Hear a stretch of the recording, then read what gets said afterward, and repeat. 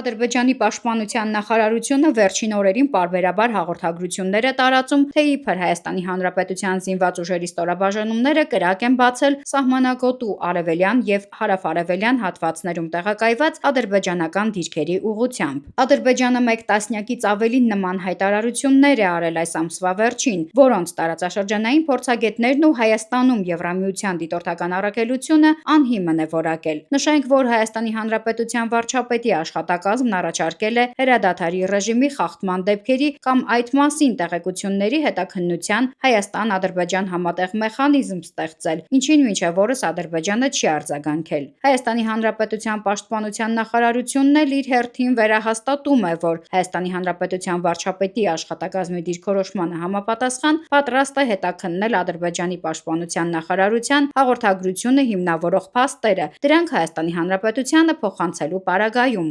Ադրբեջանի այս քաղաքականությունը երկու նպատակ է հետապնդում։ Նախ հոգեբանական ճնշում գործադրել շփման գծի հայկական բնակավայրերի բնակիչների վրա, թիրախավորելով նրանց տները։ Եթե հայկական կողմից պատասխան չի լինում, իսկ իրեն գերագույն հրամանատարի կարգավիճակի մեջ դրած Փաշինյանը, որի իրավունքը համալրությամբ չունի, քանզի գերագույն հրամանատարը խաղաղ ժամանակ զինված ուժերի գլխավոր շտաբն է, բայց նա կարգադրություն է տվել, որ պատասխան չլինի։ Սա նշանակում է, որ բնակավայրում բնակվող մեր երկրի քաղաքացիները սկզբունքորեն իրենք անպաշտպան են զգում։ Իսկ այդ զգացողությունը Ադրբեջանի կողմից եթե լինի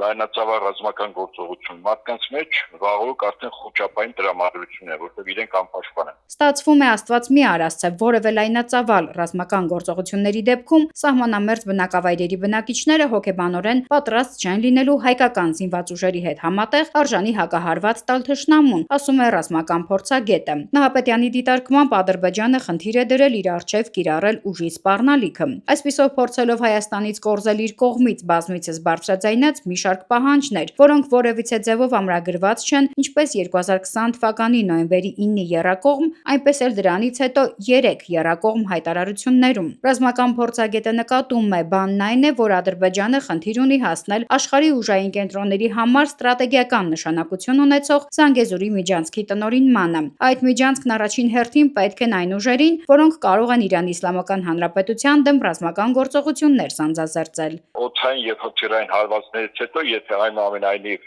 Միացյալ Նահանգները որոշում կայացրեցին, որ թիրախավորելու են Իրանին ռազմական գործողություններով, ապա օդային եւ հոգերային հարձակումներից հետո պետք է լինի ցամաքային օպերացիա։ Այդ օպերացիային նվազագույնը 1,200,000 մարդ պետք է մասնակցի։ Դա տարբեր ռազմական գործիչների փորձագիտական գնահատականն է։ Իսկ դա նշանակում է, որ ցամաքային օպերացիայի ժամանակ Ադրբեջանը Միացյալ Նահանգների համար դառնում է ստրատեգիական գործընկեր, որտեղ ցամաքային օպերացիայի մասը տեղի ունենալու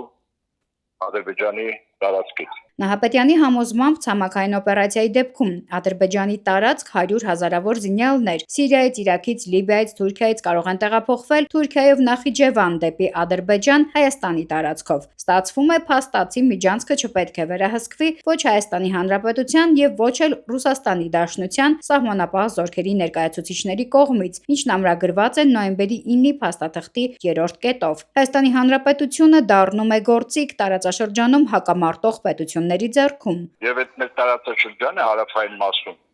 դա կարող է լինել մեղրի շատ մոտ սահմանակից տարածք առանց բնակավայրի ներառման, եթե Ադրբեջանը որոշեց ուժով վերցնել։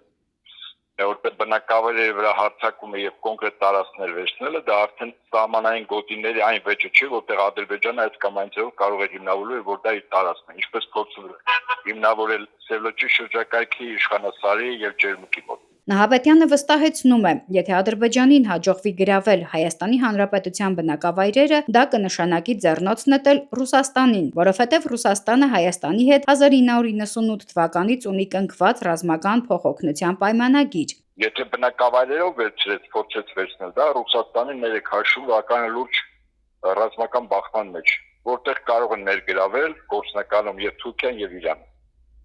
Իսկ եթե մեղրի մոտ ուղակի ինչ-որ ճանապարհային հատված վերցրեց, սա այնուամենայնիվ Ադրբեջանի եւ Միացյալ Նահանգներին հնարավորություն կտա իմ նշած երկրներից զինանձնակազմի